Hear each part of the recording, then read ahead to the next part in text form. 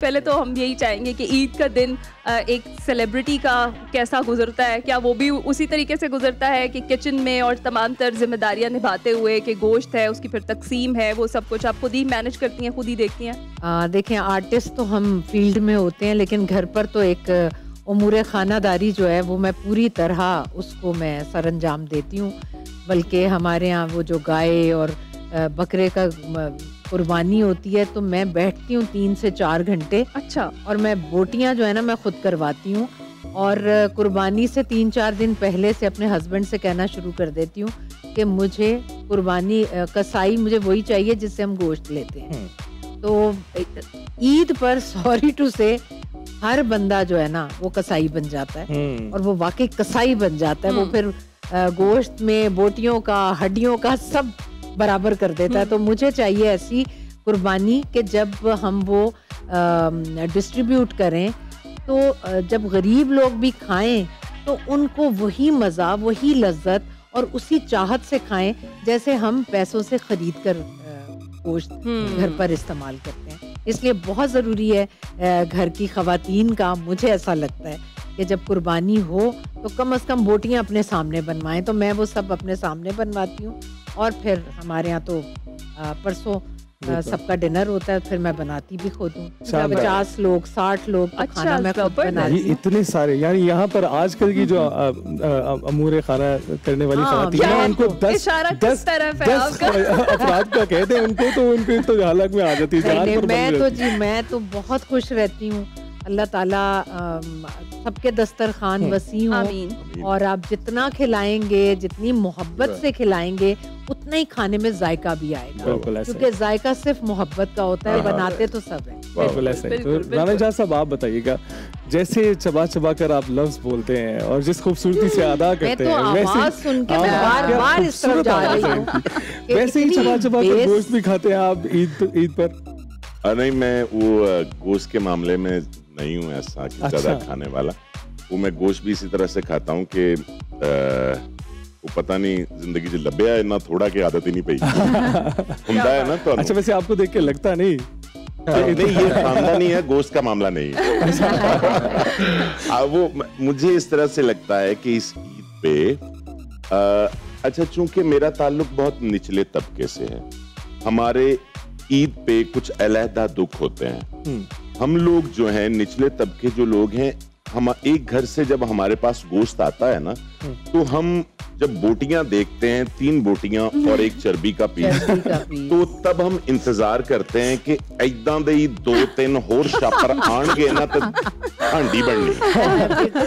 हमें ना अब यहाँ से भी निकलना है, थोड़ा सा फराख दिली का मुजाहरा करना है। जब आप किसी के घर गोश्त भेजते हैं, कम से कम इस तरह से भेजें, वो जो एक आदमी ऐसा जिसके घर कुर्बानी नहीं है, वो उसी वक्त जब आप देखे जाते हैं तो वो उसको पकाने लग जाए, बजाय इसके कि वो शाम 5 बजे तक यही इंतजार करता रहे कि थोड़ा सा और आएगा तो तब पकाएंगे, क्योंकि ये बिल्कुल थोड़ा है। वेरी वेल, मतलब कि बिल्कुल पाइया, मतलब के नेड़े बोटियां ते 1 चर्बी, थोड़ा जिहा जिद्दां डंगर वड्डा लियाईदा ना, इदां दिल भी वड्डा करके थोड़ा जिहा हौसले नाल थोड़ा जिहा रब दी राह ते देना है। बड़ी खूबसूरत बात की। इसके साथ ही मुझे तो ये लग रहा है कि आप उन्हें भी नहीं बख्शते होंगे जो, जैसे आप अगर बकरा खरीदने गए हैं तो वहाँ व्यापारियों से लेकर फिर आते हुए कसाई तक, उनको भी आप इसी तरीके से ही सही हंसा के काम ऐसा है हाल करते हैं जी। वो आर्टिस्ट जो है, आर्टिस्ट का काम यही है, उसे आर्टिस्ट को ये बात समझ लेनी चाहिए कि उसने जहां भी जाना है, लोगों के लिए आसानियां पैदा करनी है, लोगों को ज्यादा से ज्यादा सुकून देना है, उसे ज्यादा मुतमईन करना है। वो मेरा ख्याल है कि आर्टिस्ट ऐसा ही होता है, जो इस छतरी तले आता है उसको सबसे पहले यही समझाया जाता है कि आपने लोगों के राह साफ करने हैं, खुद को तकलीफ दे के भी। वाह वाह वाह, ठीक है जी। अच्छा नबीहा, आप कौन से वाली खातून हैं कि जो वो या तो सुपरवाइज कर रही होती हैं कि भाई ये काम ऐसे हो रहा है और होता रहे, ठीक है, या फिर आपको ये होता है कि भाई अब कुर्बानी अगर हो गई है तो मैंने सारी चीज़ें मैनेज करनी है, मैंने ही पैकेट भी बनाने हैं, डिस्ट्रीब्यूशन भी करनी है और कुकिंग भी करनी है?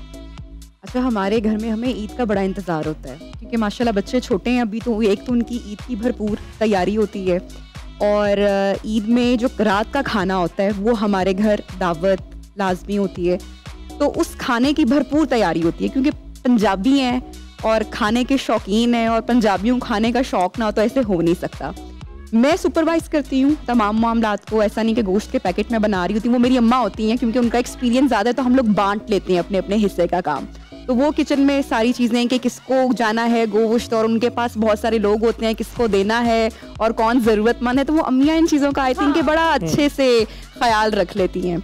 और उसके बाद जो रात की दावत होती है, मैं उसको देख रही होती हूँ कि क्या खाना बनेगा क्या नहीं बनेगा, क्योंकि जो मेरे मियाँ साहब हैं वो इतने कीन होते हैं कि उनको हर चीज़ का खाने के बड़े शौकीन है, खाते कम है, लेकिन ये पता होता है उनको कि लहसुन ज़्यादा डला हुआ है, काली मिर्च डली हुई है ज़्यादा, धनिया ज़्यादा डला हुआ है, तो वो खाना हमारे घर में आलू गोश्त की जो एक डिश है वो लाजमी कोई दावत हो ईद हो बनती है, और बड़े मोहब्बत से हम लोग सबका खाना करते हैं और सब लोग हमारी तरफ आते हैं, तो बड़ा इंतज़ार होता है हमें कि सब इकट्ठे हों और एंजॉय करें, बैठे गप लगाएं। यस, और कब मिल बैठेंगे, यही हाँ। वो मौके हैं जब आपको एक साथ मिल बैठने का मौका मिलता है। छुट्टियां होती हैं अमूमन आपको स्कूलों कॉलेजों और अपने कामों से।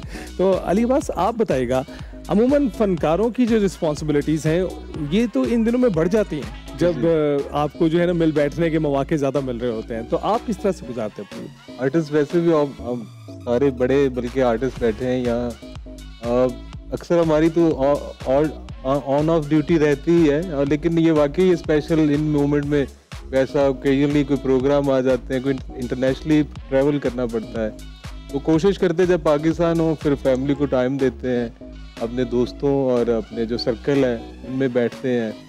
और जैसे अपना राणा साहब ने कहा कि खोर कोई भी मैं भी नहीं हूँ, ना गोश्त खोर हूँ ना हराम खोर हूँ जो भी चीज़ हो अल्लाह का शुक्र करके खाते हैं। लेकिन ये वाकई ये मोमेंट ऐसे हैं, कुछ लोग डिजर्व करते हैं जिन तक नहीं पहुंच पाता, बल्कि हमें ये चीज़ें अब थोड़ा सा देखना चाहिए, अपना इर्द गिर्द के जो लोग हैं उनको स्पेशली जाके उनको ये 3 बोटियां नहीं, उनको ज्यादा बोटियां देनी चाहिए। सही बात है, बिल्कुल ऐसे ही। हाँ जी, उन साडियां गल्लां सुन के 4 नहीं कर देनियां, वावा कर देनियां। चला गया मैसेज, चला गया। अच्छा सबा साहिबा, अगर अभी हम देखते हैं तो सब कामों में होते हैं और वाकई कहा जाता है कि ईदें जो है वो बचपन की हुआ करती हैं, तो आपको अपनी ईद की कौन सी बचपन की ईद की मेमोरीज हैं? याद है कि बकरा लेने जाती थी अब्बा के साथ, या फिर जब वो आता था तो उसको सजाना, तैयार करना और उसको घुमाना फिराना, आपकी क्या याद है? बचपन की तो मेरे ख्याल में ईद की यादें सभी को याद होती हैं। तो हमें तो बचपन में मम्मी और फुफ्फो वगैरह ही करती थी कुर्बानी का, उसमें मेरा इतना इंटरेस्ट नहीं होता था। मुझे तो ये होता था जी, ईद के बाद नई क्लास में हम लोग जाते थे तो मम्मी मैं अपने बड़े भाई के साथ स्कूटर पर बैठकर अनारकली जाती थी और वहाँ से मैं शूज़ लेती थी। मम्मी कहती थी भाई को वो शूज़ लेकर देने हैं इसे ईद के लिए जो बाद में स्कूल के लिए यूज़ हो। तो हमें वो शूज़ मिलते थे, हम घर आते थे, मैं रातों को उठ के रात में देखती थी उसे डिब्बे में से निकाल के कब सुबह होगी और कब मैं ये पहनूंगी। देखें आजकल जो बच्चों को मयसर है, हमें वो सब मयसर नहीं था, इसलिए हमें उसकी इतनी वैल्यू थी कि आज भी वो चीज़ याद आती है।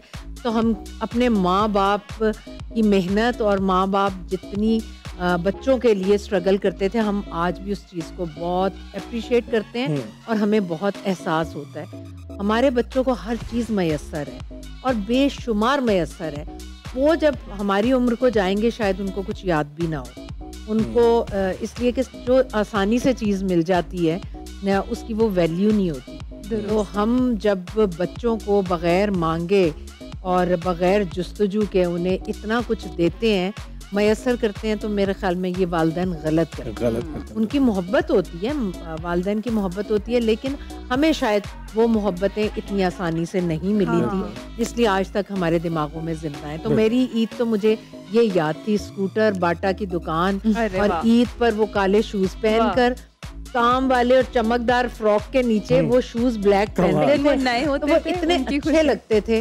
और उसके बाद मम्मी कहती थी कि अब ये बंद करके रख दो, अब जब नई क्लास में जाओगी तो स्कूल में पहन, तो हम उसमें भी खुश होते थे। अच्छा, वैसे हिना एग्री करेंगी कि अभी जिस तरह के सबा जी ने बात की कि बच्चों को, आजकल के बच्चों को हर चीज वाकई, मतलब हम लोग अगर अपना भी बचपन याद करें तो हर चीज इतनी अवेलेबल नहीं थी, और आजकल के बच्चे सब कुछ है फिर भी दुखी हैं, एग्जैक्टली फिर भी खुश नहीं हो रहे हैं। मुझे लगता है नहीं राणा वो साहब- फिर क्या दुखी है कि अम्मी अब्बू टाइम नहीं दे रहे। हाँ जी, हाँ बिल्कुल।